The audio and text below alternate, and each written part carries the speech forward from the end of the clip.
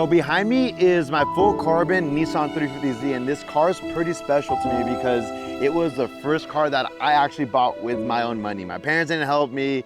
My aunts, uncles didn't, no money. I don't come from money. I worked 3 jobs and I was able to buy this car like 10 years ago for 4,500 bucks. And now we have a complete full carbon fiber 1J swap 350Z on air suspension, and of course, R1 concept big brake kit.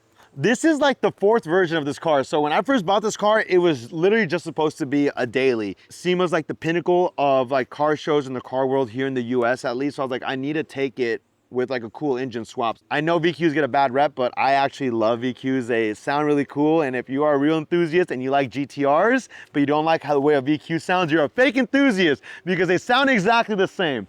But I was like, okay, we gotta take the VQ out and throw something cool in it. Well, I'm a huge Nissan fan, but obviously Toyota in the 90s was building some very badass engines. And although I'll probably never get a JZX or a Chaser, I was like, let's get the 1J that comes out of that car and throw it in this, and the rest is history. And now we have this full crazy looking bus behind me.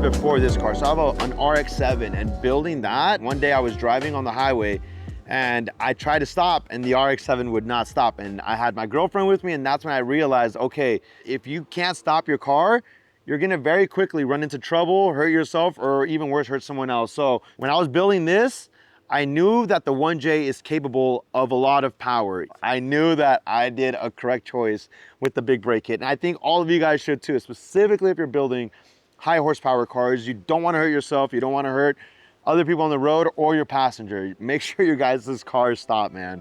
Y'all can correct me if I'm wrong. I don't know anyone else that has the titanium color on their big brake kit. So until someone proves me wrong, I am one of one, and I'm gonna stick with that.